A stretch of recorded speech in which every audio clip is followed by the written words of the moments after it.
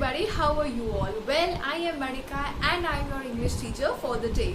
The topic that we are going to take up today is quite important and quite useful at the same time.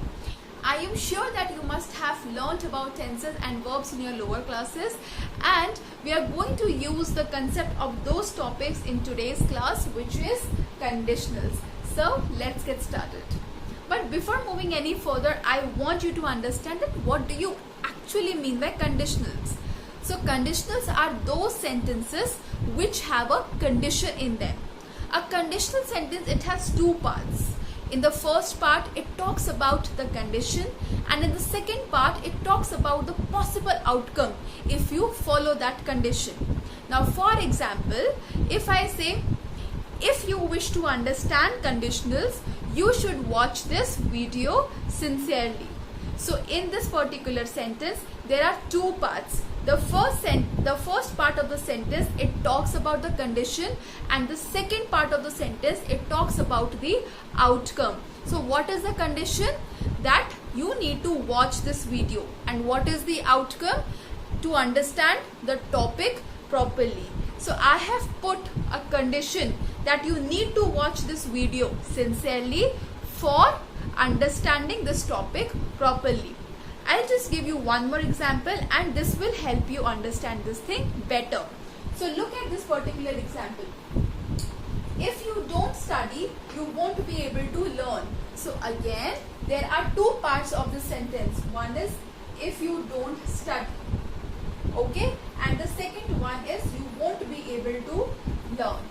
So the first part of the sentence, it is actually talking about the condition, and the second part, it is telling the outcome. So what is the condition? कि अगर आप ढंग से पढ़ाई नहीं करते हो, if you are not going to study properly, what will be the outcome? The outcome would be that you won't be able to learn. So this particular, the first part of the sentence can be called as the conditional clause. The conditional clause. And the second part is the possible outcome. Clear?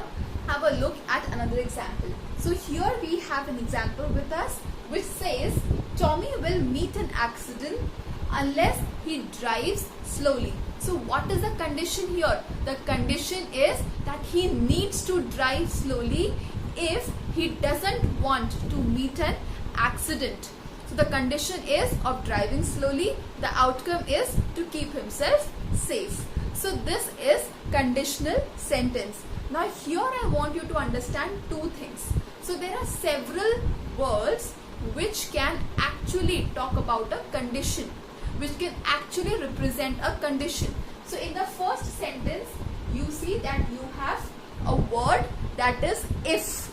So if is talking about a condition in the sentence, but in the second sentence, the word is unless. So likewise, there are many words in English which can actually represent a condition. Clear? The second thing that you need to understand is the position of the conditional words. I am just calling this if and unless as conditional words. So the position of the conditional words need to be understood. It is not fixed that it will be in the beginning of the sentence, but it can also come in the middle of the sentence like we placed it in the second one. Clear? So a sentence can become a sentence can start with a conditional word, or a conditional word can be placed in the middle of the sentence. I hope that the concept is clear till here. Now let us just try to have a look at different types of conditional sentences. So I have actually divided them into four categories. One is 0, 1, 2, 3. Okay, so let us just have a look at them. Here we have 0, 1, 2, 3 conditional sentences. I have divided the conditional sentences into various categories based on their usage. I am pretty sure that this particular categorization will simplify this topic to a great extent.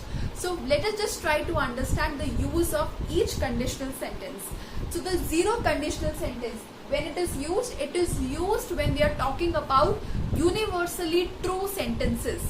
The sentences which are true given any circumstance. So just have a look at an example.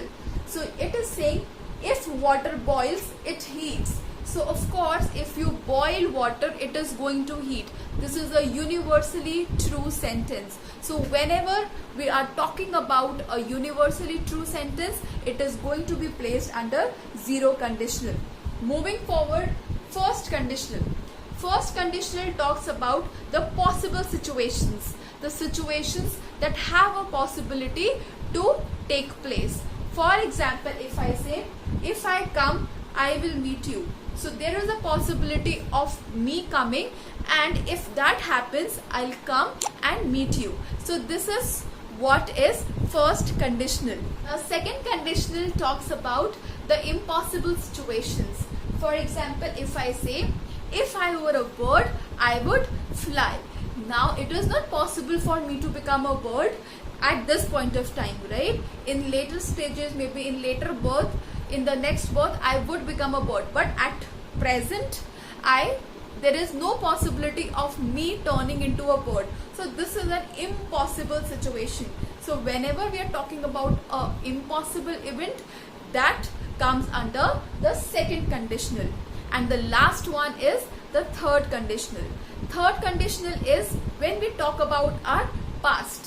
When we talk about something that if this might have happened, the things would have been something else. For example, if I say, if I had gone to a better college, I would have succeeded. So I have already completed my college, or I have already took admission in my college, and now I am thinking if I would have been in a better college, things would have been different. So this I am talking about something that occurred in past. So that falls under the last category, which is the third conditional. Quite different from each other. This particular thing will be studying in subsequent classes. So stay tuned and take care of yourself. Bye.